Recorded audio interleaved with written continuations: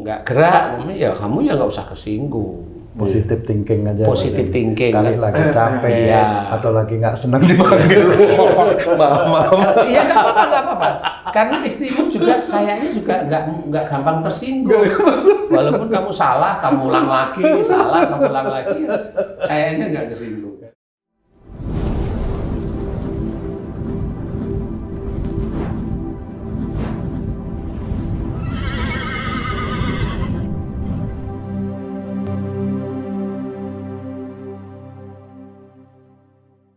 Bismillahirrahmanirrahim. Assalamualaikum warahmatullahi wabarakatuh. Waalaikumsalam warahmatullahi wabarakatuh. Para pemirsa dan sahabat beriman dimanapun berada, alhamdulillah kita berjumpa lagi di Ustadz Danu Official Channel. Semoga kita selalu dalam lindungan Allah Subhanahu wa Ta'ala. Amin amin ya rabbal alamin. Di video kali ini kita akan ngaji lagi bersama guru kita semua, Pak Ustadz Danu. Assalamualaikum Waalaikumsalam warahmatullahi wabarakatuh. Dan saya juga ditemani oleh sahabat saya di sini, Bang Jainuddin. Assalamualaikum Bang. Waalaikumsalam Pak Tung. Alhamdulillah. Nah, sedulur beriman, bahasan kita kali ini tentang satu penyakit yang lagi viral, namanya cacar monyet. Ya, cacar monyet. Atau Mpox. Atau istilah kerennya Mpox gitu ya. Monkeypox. Monkeypox ya. Itu penyakit yang berasal dari satu daerah di Afrika situ ya. Iya. Suatu negara. Dan menjadi viral karena penyebarannya cepat. Udah masuk ke Indonesia. Sudah masuk ke Indonesia ya. Begitu Pak Ustadz. Dan kalau saya pernah lihat videonya tayangnya. Itu orang yang terkena ngeri banget. Jadi kulitnya itu seperti menggelembung-gelembung, Pak. Ada gelembung nanah. Wah, gelembung nanah. Banyak. Besar. Banyak juga seluruh beriman yang bertanya kepada kami, tolong sampaikan Pak Ustadz, bagaimana itu, ahlak apa itu? Karena pada ketakutan semua seperti itu, Pak Ustadz. Mohon ini kalau bisa dijelaskan Pak Ustadz kepada kami. Ya, Bismillahirrahmanirrahim. Assalamualaikum warahmatullahi wabarakatuh. Waalaikumsalam warahmatullahi wabarakatuh. Alhamdulillah, amin. Jadi kalau saya monkeypox itu karena saya tidak meneliti ya, sebenarnya secara keilmuan virus, bakteri dan cacar itu saya nggak tahu dari sisi itu. Tetapi kalau dilihat dari sisi penampakan fisiknya, penampakan fisik ini. Insya Allah akhlak apa yang berhubungan sehingga orang itu terkena seperti itu. Insya Allah mudah-mudahan diizinkan tahu. Jadi gini, kalau itu ada pada kulit, jadi semua jenis cacar, insya Allah diawali dari orang tersebut mudah tersinggung sebenarnya. Oh, mudah tersinggung. Orang siapapun orang yang terkena cacar, insya Allah mudah tersinggung. Tapi kalau memang pandemi cacar, nah itulah cara Allah. Sebenarnya orang itu punya karakter mudah tersinggung. Baru nanti Allah itu menurunkan malaikat untuk memberikan virus barengan di suatu daerah. Cara Allah seperti itu. Nah, monkeypox istilahnya, monkeypox tersebut. Karena memang itu ada seperti cacar, kemudian ada nanah, kemudian ada air bergelembung, itu tersinggung, kemudian ada tersinggung, kemudian marah ya. Yang disimpan sebenarnya. Jadi tipe tersinggungnya ini adalah orang yang tersinggung tapi diam. Jadi kalau umpamanya tipe orang tersinggung yang keluar bisa, tetapi persentasenya kecil. Tapi ini yang tersinggung ini adalah diam, jadi menyimpan tersinggung dan marah. Insya Allah seperti itu, karena ini berhubungan dengan kulit. Kalau umpamanya yang kena di mana, punggung sama badan, tangan kena enggak. Ini lebih spesifik lagi. Kalau di punggung, insya Allah orang tersebut mudah sekali tersinggung di dalam keluarga. Jadi di punggung itu di dalam keluarga. Tangan Ustaz? Kalau tangan mudah tersinggung di dalam pekerjaan.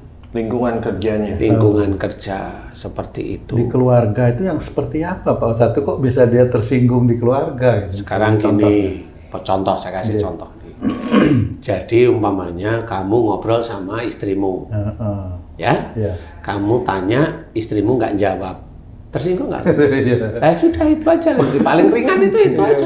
Tersinggung dan nyaut kalau kamu kok gitu? Saya nggak pernah tersinggung. Nah, kan gitu. Bahaya banget nih. Kan sebenarnya kalau dalam keluarga loh banyak. Iya, ya. Kok kamu tanya yang lain? Loh, kamu tanya sama istrimu, sebenarnya istrimu nggak denger. Diem menurut kamu, kok aku didiemin lah kan tersinggung. Iya. Nah itu tersinggung dari mana? Keluarga. Iya benar. Kan gitu. Kamu juga sama, kalau kamu lagi WA nggak dijawab, kesinggung. Loh kok WA nggak dijawab? Terus itu kan beda. Justru WA sama siapa? Sama keluarga yang sana. Gitu. Dia tersinggung sama keluarga yang sana. Gitu. Memang mudah kalau yang ketersinggungan itu mudah sekali. Ya, tapi kalau kan ada di video-video kita yang lalu itu tersinggung sakitnya di daerah paru-paru kan seperti itu Pak Ustadz insya Allah. Tapi ini kok di kulit? Beda tersinggungnya di mana itu Pak Ustadz? Jadi kalau di paru-paru tersinggung kemudian dia menyimpan marah. Diem. Gitu. Okay. Kalau di kulit itu dia melihat keadaan itu langsung nggak suka, jadi langsung tersinggung aja. Kayak umpamanya kamu pulang nih ke Jogja nih kan gitu. Ke rumah Jogja ya. Kemudian tahu istri tiduran. Padahal di otak kamu itu, ini jam-jam, ini bukan jam tidur. Otak gimana nih? Nah ini kan saya mau tanya, kamu yang bisa menjawab jujur kan. Tahu, ini sebenarnya tahu istrimu tiduran, gimana coba itu? Iya. Kan baru jam segini tidur. Itu nggak ngomong loh padahal. Iya. Nah itu kan tersinggung karena ngelihat. Nah, itu yang kena di kulit sebenarnya. Dan kalau itu kamu diam aja, aku datang udah nggak bangun lagi ya, itu kan nyimpen jadinya. Sama-sama bahayanya Pak. Kalau di sana cuek tuh, kan gitu. Ya toh? Iya. Kalau kamu teriak pada anakmu, manggil anakmu nggak dengar, kamu jengkel lah, seperti itu. Betul. Nah. Kesinggung yang disimpan di paru kemudian muncul marah, nah itu di paru. Tapi kalau kesinggung dikit-dikit di lingkungan ya di situ itu titiknya. Jadi umpamanya kamu nggak suka istrimu pakai baju itu, dia pakai, kamu bisa kesinggung nggak itu? Iya benar. Karena dibeliin sama orang lain. Apa? Ini beda lagi. Ini udah mengarah ya. Aji ini ngarang.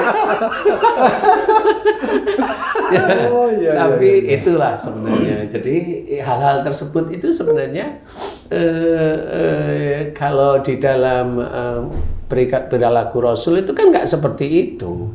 Kalau memang ada sesuatu yang tidak mengenakan kan dimusyawarahkan, kan nggak perlu ada tersinggung atau ada marah dan sebagainya. Nah, di titik-titik saat ini ya sama. Jadi orang-orang yang terkena itu bisa aja memang itu virus atau apa cacar itu dari monyet, mamanya yang di apa Kilimanjaro itu. Mana ya? Daerah Kongo ya. Jadi Afrika Tengah.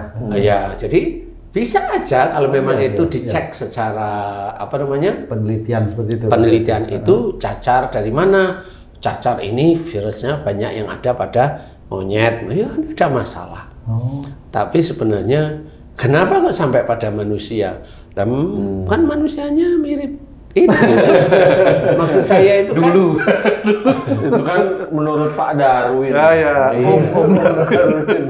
Jadi intinya seseorang kalau mamanya kita tidak ingin terkena seperti itu, ayo dirubah. Jadi kalau ada persoalan jangan mudah tersinggung, kan gitu ya. Kalau mamanya nyapa ke istri atau ngajak ngomong ke suami nggak dengar itu kan normal, diulang lagi agak keras tapi nggak usah emosi, agak keras aja siapa tahu memang nggak dengar. Jadi jangan tersinggung, itu nomor satu. Seperti itu. Dan di dalam Quran dijelaskan wasyawirhum fil amri, musyawarahlah kamu dalam segala urusan dunia. Berarti kita diharuskan musyawarah kan. Kalau kita sudah musyawarah di dalam segala urusan dunia termasuk dalam keluarga, Iya, enggak ada. Insya Allah ya cacar monyet itu ya enggak ada. Kan seperti insya Allah ini menurut saya, karena selama ini yang orang-orang mudah tersinggung ya insya Allah itu ya dirubah kalau bisa, mudah-mudahan tidak terkena cacar. Padahal banyak orang-orang pintar itu bilang orang itu pasti setiap orang akan kena cacar seumur hidup sekali. Seumur hidup sekali ya, itu kan pikiran. Tapi ya kalau memang itu memang terjadi tidak ada masalah. Tapi bisa aja nggak terjadi, iya bisa. Jadi seorang itu bisa aja tidak terkena cacar sama sekali sampai umur hidup. Terus nanti dibilang kalau nggak kena cacar nanti rentan, nggak bisa. Mau ada orang yang kena cacar berapa tahun kena cacar lagi, berapa tahun kena cacar lagi lah. Apanya yang mau dibilangkan kan gitu ya? Iya. Bukan seperti itu. Nah, kalau orang yang memang mudah sekali tersinggung ya normal aja dia kena cacar.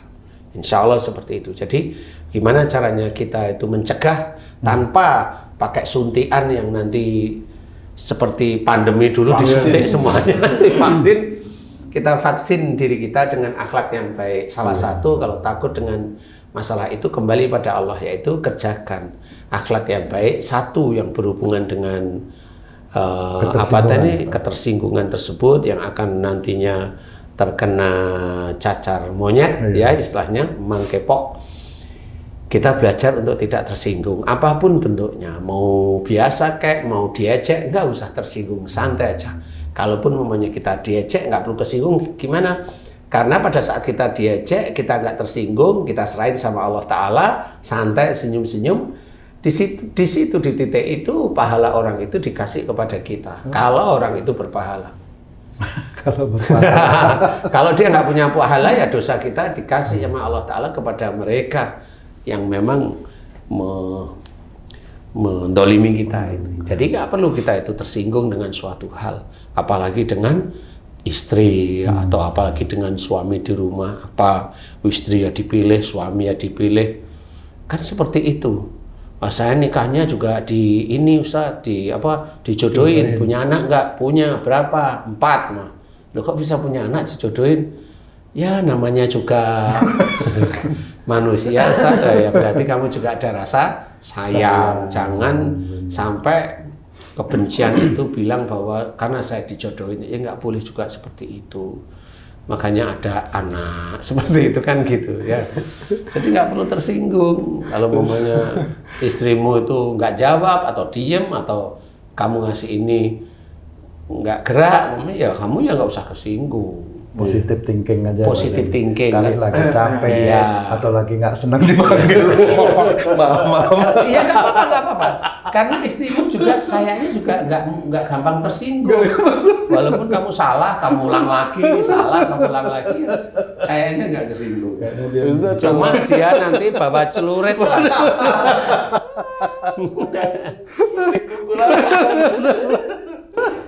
Ustaz, kalau orang ingin terhindar dari penyakit dengan merubah akhlak lebih baik, apakah dengan perubahannya ini niatnya itu terhindar dari penyakit, boleh nggak tuh Ustaz? Sebenarnya proses niatnya terhindar dari penyakit itu prosesnya boleh-boleh aja. Di awal ya? Di awal. Ada pemicu. Karena tetap kalau saya tanyain, dulu Haji nikah sama istri karena Allah atau karena seneng lihat? Karena seneng. Nah, kan duniawi tetap. Iya. Tetapi dalam prosesnya nanti menuju ke arah Allah. Kalau istri Haji mau diajak, Harus ditanya lagi. Sekarang gimana? Sekarang ya sudah nggak usah ditanya gitu ya. Jadi boleh aja, tetapi memang itu ada cerita. Tadi ya insya Allah tadi itu ada pasien saya dari Aceh itu bercerita, beliau saya baru kenal sekali, namanya Mbak Rita insya Allah. Jadi beliau itu dulu emosional, marah, kaku, dan anaknya itu sering sakit.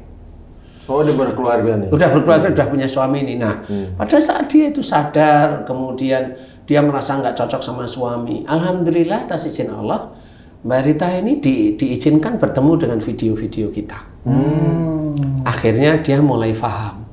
Dulu dia nggak cocok sama suami. Di situ diceritain oleh kita di sini ini. Awalnya biasanya dulu dengan orang tua saling bantah. Dia sadar memang dulu dia itu dengan ayahnya nggak bisa akur, sulit akur istilahnya. Nah, dia sadar akhirnya. Kemudian dia dari situ mulailah dia mohon ampun kepada Allah Ta'ala. Kalau ketidakakuran dengan ayahnya itu menjadi bumerang di dalam keluarga. Dia mohon ampun. Kemudian apa yang terjadi?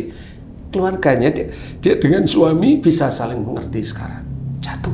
Jatuh itu. Kemudian dia belajar untuk bagaimana tidak marah, bagaimana untuk tidak egois, bagaimana untuk tidak kaku. Walaupun beliau itu pontang-panting ya, karena memang kecenderungan emosinya agak tinggi, itu kan pontang-panting. Berusaha keras ya. Berusaha sangat keras.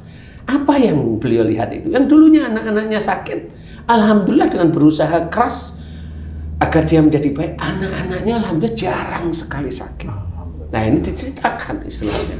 Makanya di sini bagaimana kalau merubah akhlak, dulunya takut dengan sakit, kemudian ya silakan. Nanti kalau beliau-beliau itu sering mendengarkan ini kan nanti paham bahwa kita merubah perilaku kita dari yang kurang baik atau dari yang tidak baik atau dari yang jahat menjadi baik itu niatkan semata-mata lillahi ta'ala. Kan beda. Lama-kelamaan paham lillahi ta'ala itu gimana? Hanya mencari ridha Allah. Dengan bertambahnya iman ya. Iya, dengan bertambahnya iman istilahnya. Jadi begitulah Ji. Nah, pertanyaan saya, nah ini untuk Haji nih. Yang dulu itu pengen nikah itu karena melihat kan seneng nih. Iya. Nah, sekarang ini gimana? Kan udah punya anak 2. Saya itu nggak tanya. Saya itu yang bagus.